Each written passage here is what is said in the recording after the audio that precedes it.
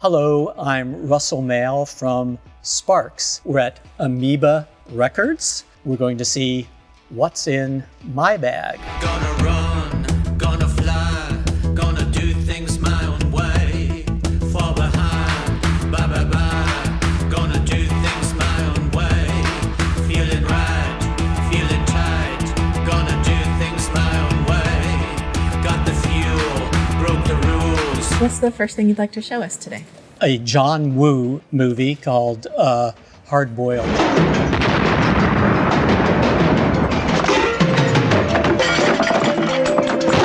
Well, we've been working with John for the past about year or so. We've written a new movie musical. We had one that was called Annette that came out a few years ago, starring Adam Driver and Marion Cotillard. So may we start, may we start, may we not start. It's time to start, may we start, may we not start. We kind of got the bug to do another movie musical.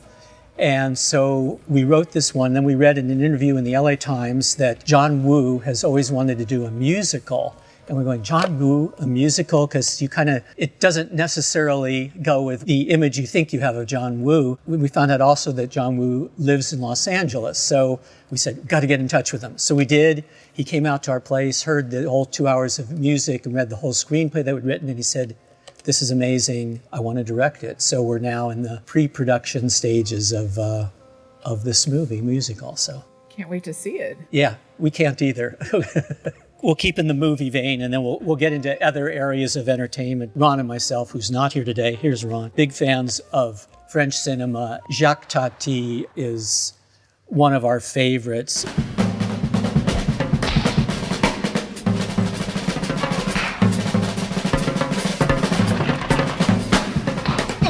His films are kind of hard to describe exactly. They're comedic in a certain way, but they're very subtle, and it's a lot of speaking in kind of this gibberish sometimes. He's created his own universe with the films he has, and I think one of the first ones he did was Mr. Hulot's Holiday.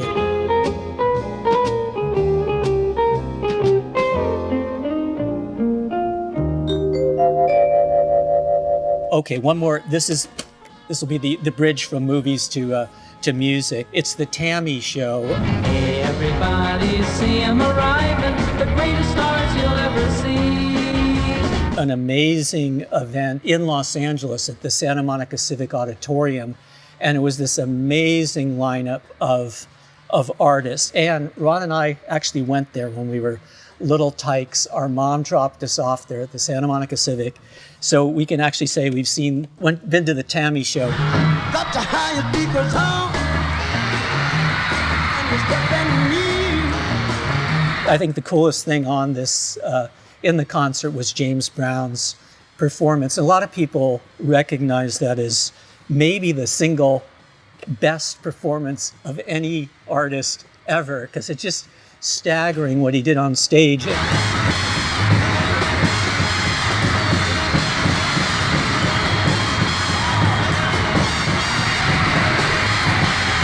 Rolling Stones had to follow James Brown after this incredible performance that he did. And so Mick Jagger, I've read, said, he was justifiably nervous having to go on after this James Brown performance that's just absolutely staggering.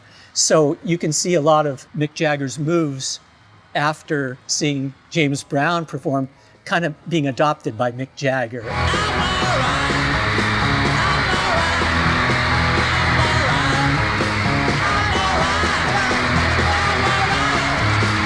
Okay, any K-pop fans out there?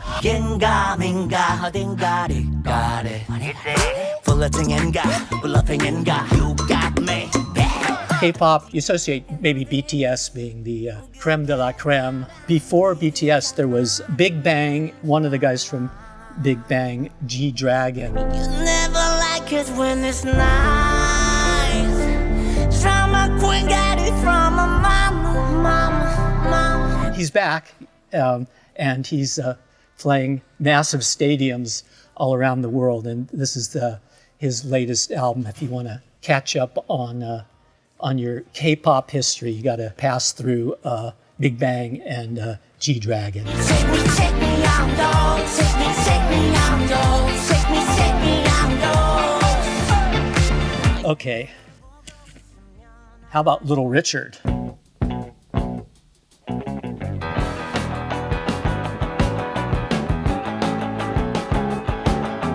He's absolutely amazing and staggering as a singer.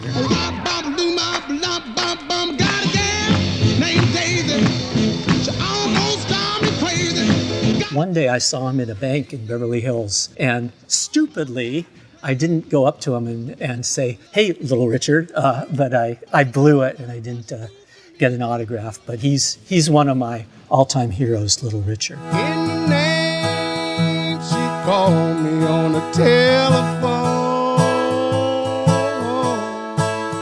Ron and I are huge fans of John Adams and his operas.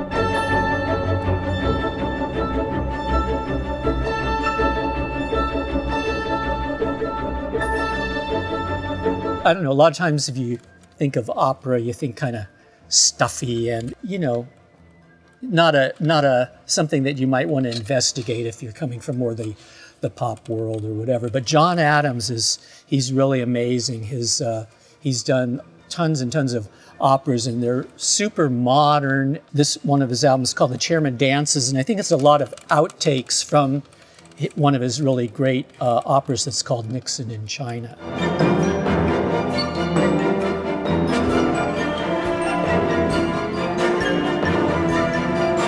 Coming from somebody that's an amazing musician as well, so highly recommend John Adams.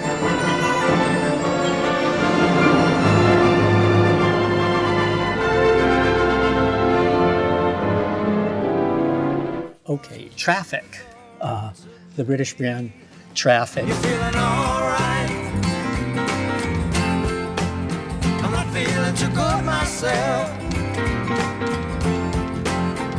I'm a massive Stevie Winwood fan. He was also in Blind Faith, and he was in the Spencer Davis group as well. Muff Winwood, Stevie Winwood's brother, was the producer of our third and fourth album. Muff Winwood was also the bass player in the Spencer Davis group, and the singer was Stevie Winwood. So there's 6 degrees of separation. He's recognized as being an amazing singer, but I don't think enough people actually, when you're mentioning singers that are really great in pop music, I don't know if he's always on everyone's radar, but he's just an amazing singer. And there's a song on what's the best of Traffic, Dear Mr. Fantasy, and I think it's just it's a really cool song with Stevie Winwood singing lead on it.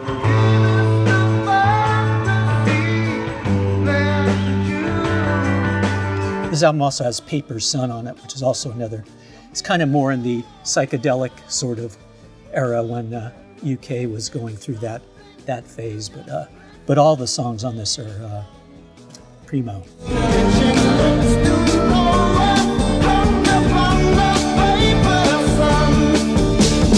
Who says I don't like jazz? Come on. A Love Supreme by John Coltrane.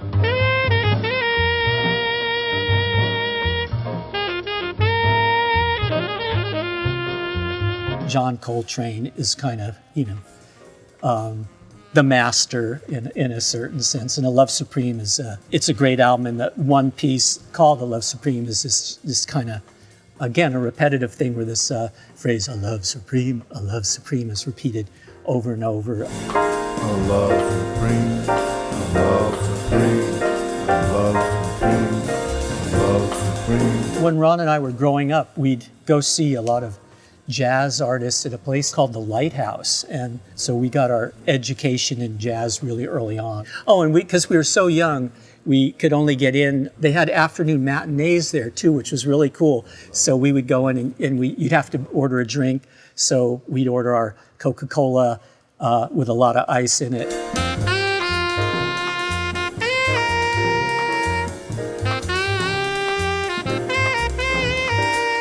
Okay, this is an amazing, it's, I guess you'd call it a comedy album. I'm not sure if it's even really comedy. Can you mention one whale who's written the equivalent of Othello, Shakespeare? They've produced nothing in the way of literature. And it's actually Peter Cook and Dudley Moore. We lived in England for about 3 years in the 70s, and we discovered this. It was sort of circulating amongst every musician in London at the time, and we absolutely loved it. It's hysterical, and it's very crude in places, but absolutely hilarious. And it's the two of them, Peter Cook and Dudley Moore, in a studio, and just ranting about stuff. And there's one piece on here in particular called The Horn. Anything gives me the horn, I find. Anything gives you the horn. Anything gives me the horn. I'm very lucky that way. Except my wife, Valerie. She doesn't give me the horn at all. It's absolutely hilarious and pretty unique, the two of them together. It's really a special recording. I'll tell you one thing I can't stand Tell me. about Russia is the dead bodies in your hotel room. Another guy that both Ron and I really like is Philip Glass.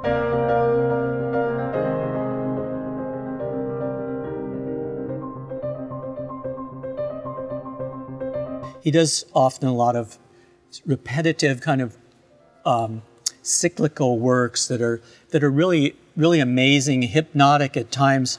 This is one of his piano works where it's him composing for piano, and it shows kind of, I don't know if it's another side of Philip Glass or not, but it's a really amazing recording as well. It's kind of a bit different than what you maybe normally associate with Philip Glass recordings.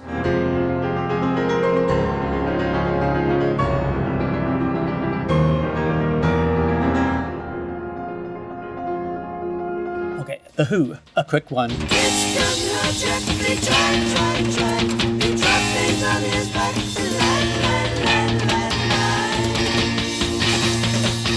When we were growing up, we were just massive fans of The Who. We wanted to be The Who, actually, but we couldn't. Ron played keyboard, so he was trying to figure out a way that, as a keyboard player, he could be like Pete Townsend, but somehow it wasn't going to work out doing windmills when you're seated at a keyboard, so Ron adopted his own kind of persona.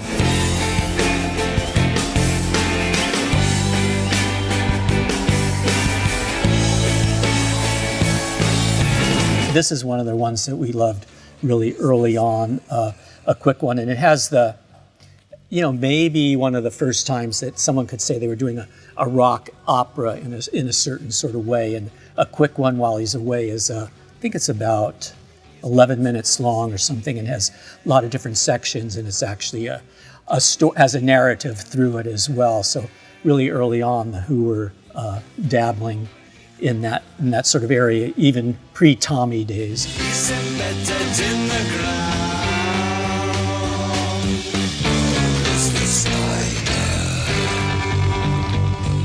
Electronic music, anyone? This is Underworld, and it's a brand new album.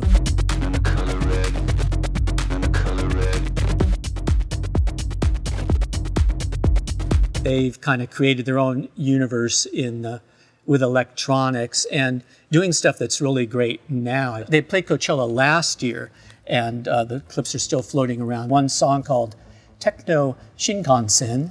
Shinkansen is the Japanese for bullet train. They have a video for that I've seen. It's a cool song.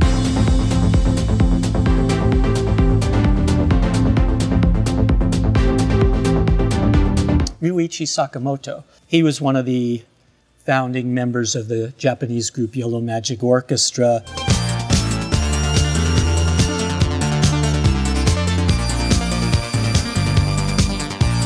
And then went on to have a really great solo career as well, and we really loved him and Yellow Magic Orchestra as well. And he also did the soundtrack for a really great movie that I love, Merry Christmas, Mr. Lawrence, as well. And the theme song from that movie is something it's really, really beautiful.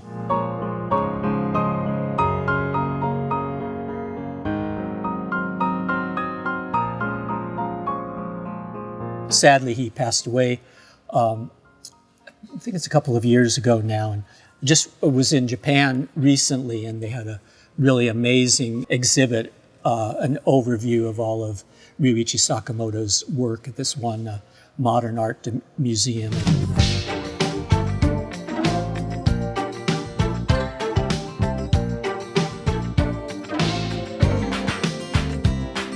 Oh yeah, Kate Bush.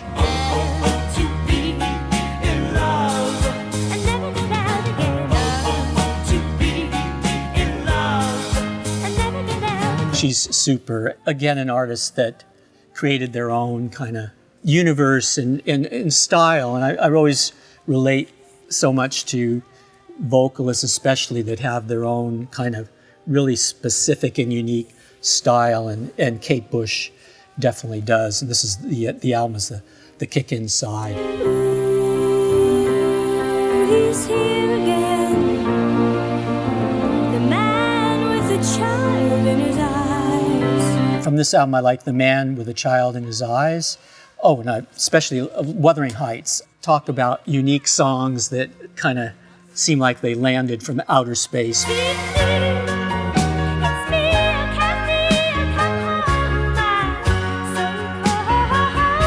Thank you so much for coming in Oh, today. you're welcome. It was a real pleasure to have you in and talking about music with us. Thank you. I lie awake and love you so, I'm sure you know. And while you're gently breathing, you sing a song that I should